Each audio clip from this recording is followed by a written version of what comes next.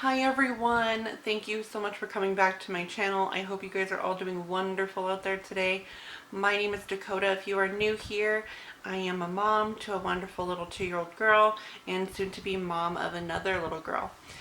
So this video is about my 28-week update, and I also had an OBGYN appointment I just wanted to update you guys on.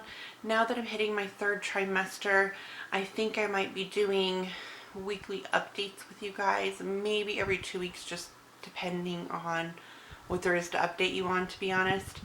My OBGYN appointments will be moving now to every 2 weeks, so it might be every 2 weeks, just so I can keep on timeline with those appointments and the updates I have for you guys.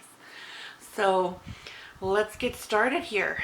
So on the 25th of February is when I had my last OBGYN appointment, and that was for my 28-week appointment. They started the appointment by getting my weight, which, by the way, has gone up slightly, but actually not too much. In my as I've entered the 3rd trimester, it hasn't gone up tremendously. I will say when I went to the appointment, it was at 302, which the 300s are just like a scary number for me. It is like a scary alert, but I'm reminding myself that the baby right now should be like 3 pounds, and then her fluid should be around 3 to 4 pounds as well. And not to mention, I am retaining a ton of water because my ankles and my fingers and everything are swollen. So I'm cutting myself some slack at the same time. Let's see here. So where did they start? They got my weight, which, as you know now, is a bit of an alarming number, but that's okay. Then they also got my blood pressure, which is looking great. I know as you enter the 3rd trimester, especially being a plus size mama and with gestational diabetes, they are very concerned about having high blood pressure and preeclampsia. So far, I'm looking great as far as that goes. They did measure my belly and say that the baby's measurement, or my belly measurement, is perfect for the baby. And they also listened to the baby's heartbeat, which is looking and sounding, I should say, sounding wonderful. And I just love hearing that sound. I know when I go to my ultrasounds, they no longer, with my first daughter, you listen to the heartbeat at each visit you go to an ultrasound. They no longer do that. They said they have a new machine that is so powerful that some way, if they were to actually play the heartbeat or hear it and not just look at the rhythm and count it, then it can actually harm the baby. I don't honestly understand that all that much, but either way, I can only hear it at the baby's or at my OB appointments. So it was just wonderful to hear her little heartbeat again. It sounded very strong. So I really look forward to those visits. Speaking of visits, they did let me know that my appointments, like I told you, are going to be moving to every 2 weeks for the next 3 visits. So for the next 6 weeks, they're every 2 weeks, and then they will be every 1 week after that. With my first daughter, I didn't get too far as the every 1 week appointments because I was induced early, and so we'll just see how that one rides out with this little one. So let me see here. I did ask some questions at my appointment that she was able to answer some of them. I ended up seeing the nurse practitioner at this appointment. With my OB clinic, you see the OB, the nurse prac, the OB, the nurse prac, and they just switch off until the very end. And then at the very end, I believe you may see the OB every week, just depending what scenario you're in, though, whether it's a high risk pregnancy, which I am, or if she feels that she could just watch over your chart and manage more if you have some complications starting to arise. So the questions that I did ask, though, one was about my insomnia, which, if you've watched my 2nd trimester video, you knew that's something that has set in for me. And I just asked if I could take anything. I knew in my first pregnancy they told me not to take anything. This time, however, they said melatonin is approved, so is Benadryl, if you're in a severe situation where you really need some sleep. They just ask that I don't take it every single night, and that I limit my dosing. just to make sure I'm not overdosing myself. Just limit it to a normal dose and making sure I'm not using it every night to sleep. Occasionally, just to make sure I get a good night's rest. I have started taking the melatonin, and some nights it works, some nights it does not.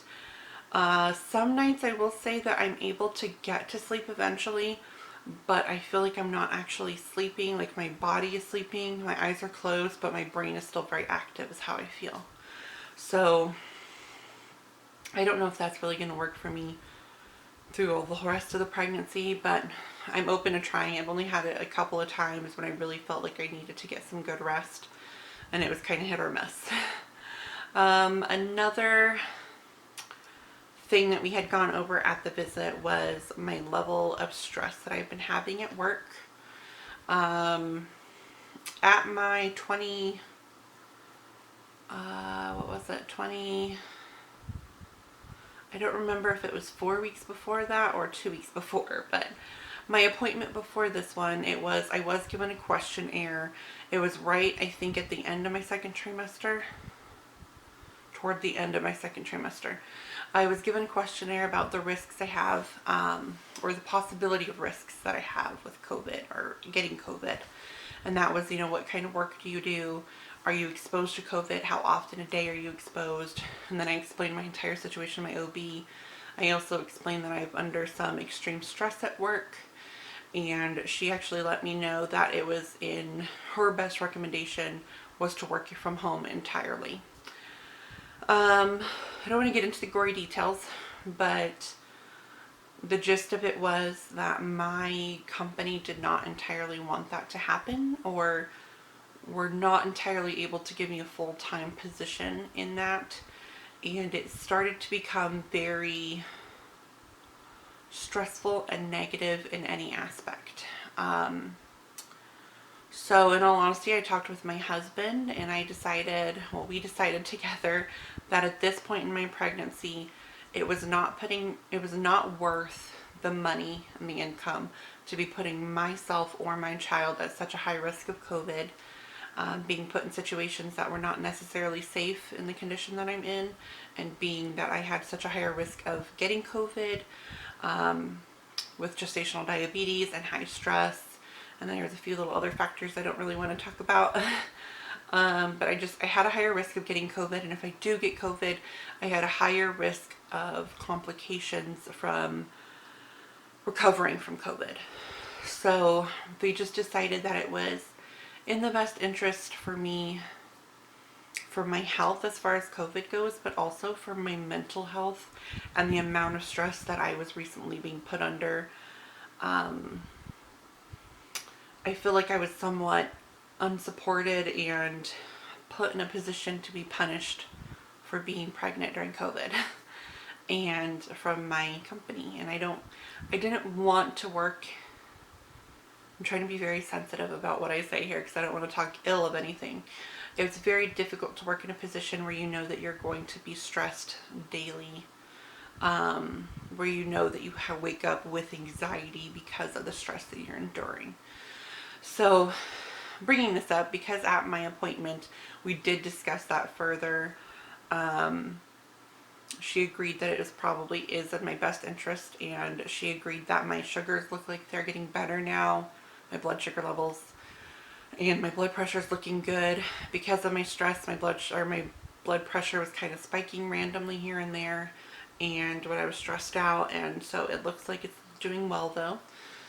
And so I'm very happy with the decision I made, and I will say I have felt such a weight off my shoulders by being able, and I'm so thankful to be able to be in a situation where I can walk away from this job and know that I'm okay for a bit, taking a break. I do plan on getting another job. Right now I'm throwing myself entirely into YouTube. So just know I appreciate all of you because you are helping me grow and helping me possibly turn this into something that I can really look forward to every day, and look forward to putting my efforts into it. I like working towards something, and so in the meantime of taking this break, I am just so thankful that I had this opportunity to do this. In the long run, or not so long of a run, I should say, I was able to talk with my AFLAC rep, who thinks that as long as my OBGYN signs off on my paperwork, I might actually have a chance of getting short-term disability, I believe it was. But only through AFLAC, not the one through the state, or it's the one that I've been putting money into, and they think that she says it could be labeled as a complication due to pregnancy, but with COVID happening, there's so many different like little scenarios coming up that they may not approve it. It may get it denied, and I'm okay with that. I'm still going to be okay. I'm still happy and proud of myself for making the decision, even though it was very hard, of walking away from a company that I've been with for nearly 5 years, walking away from a lot of people that I cared about. But I think in the long run, I knew like as soon as I actually gave my notice, my 2-week notice, I already felt like this was the right decision to make right now, and this was supposed to play out right now in my life. So I do plan on getting another job though. I don't know if it's going to be, there might be something already in the works, and that might happen before the baby comes, or it might happen after, but I am putting faith in the guy up high, I am putting some faith that he will lead me down the path that I need to right now. And I'm just enjoying the time that I have with my daughter, and enjoying my pregnancy, and enjoying being stress-free, and it just feels really good. So that was part of my 28-week update, because a lot happened in that time, where during week 28 was my last week of my job. That was my last week of my 2nd week notice, and so it was very stressful during that week. But right now, as I'm ending my 28 weeks, it has been such a great thing that's happened. So I did ask her, my OB, I'm sorry to jump back to the appointment. I did ask my OB some questions, or the nurse practitioner, that she wasn't able to answer. So I do plan on moving them to my next appointment with my OB. She told me to wait for the actual doctor. One was just, what are the current COVID rules with the hospital that I'm planning on delivering at? Another question that I had for her was how exactly, I guess I wanted more information about how and when they start to look at the baby's weight and decide when I will be induced early. She did let me know it would be early, and she doesn't plan for me to go to 40 weeks, but she said that's up to the doctor, and I should talk to her about that. I will say she made me feel, I had a lot of questions about like the future and what's to come, because in my head I think I was induced early with my first daughter at 36 weeks. So in my head, I think that I have less than 40, because I want to mentally prepare, because I was not prepared for my first daughter. I was very ill prepared because I wasn't ready. I was induced a month early. I wasn't ready. So in my head, I want to be overly prepared with this baby, ready even a bit earlier than normal, because I just want to know what to expect. That's how my personality works. I asked about like colostrum collecting. I asked about what kind of teas I can drink, the ones that are, you can drink, before labor to strengthen your uterus, and after. All of those questions, she said, needed wait for my OB. So those will be pushed to the next appointment possibly. If not, a little after that. I'm trying to think here. The other thing, I did get my Tdap shot. It wasn't bad. I've had it many times before being in the medical field, but I always get it with each pregnancy, and so I got that shot. Didn't have any sort of reaction. Yeah, I was good actually. She also ordered labs for me to do at the end of my visit, so one reason why I'm a little delayed with this is because I actually wanted to wait till I got some of those lab results back. She ordered a CBC, which is a complete blood count. She also ordered an A1C to look at my glucose levels over the last 3 months. I believe that's what that one is. Please don't quote me. And then she also ordered, I forgot the actual verbiage of the lab itself, but it was a Hep B screening. And then I always show up as reactive to it no matter what. In my first pregnancy I did, and it totally baffled them. And then my second pregnancy, it's happening again, is when I'm pregnant, I show up with, well, I guess it's the only time I've ever actually to do the lab, so I don't want to say just when I'm pregnant. But when I've been pregnant, I do a Hep B screening. I show up as reactive. Then they do a true test, is what she called it. And it is a more in-depth lab to double check and make sure that I am actually reactive. And that one always comes up negative. It is a true serum. I wish I could remember the exact name. When I do, I will let you guys know. But it is a true test, and my Hep B came back completely negative after all, and that could be a sign of an autoimmune disorder, she did say. The fact that it comes back reactive, but it's not actually reactive. So, something to look forward to in the future. Anyways, though, so that was about the gist of my appointment with that NP. I think the next one will be a lot better. My next appointment is with my actual OB, and that will be my 30-week appointment on the 11th, and I think I will update you guys with a new video then. I also have a nutritionist to visit between now and then, so I'll probably combine those videos together. Anyways, other than that, we just started the baby's room and got all the furniture out, got the trim up, got it painted. We're gonna be we moved in this house about 3 years ago, right around there. And as we've been painting each room, we've been putting in new trim. So it was time for this room to get some new trim too with the baby's paint. But that will be a video all its own. So make sure you guys subscribe so that you get notified when that video comes out. Other than that, for my 28-week update, the baby has become much more active this week. My husband even told me the other morning that I was laying in bed and he's like, she tried to touch the ceiling from inside your stomach.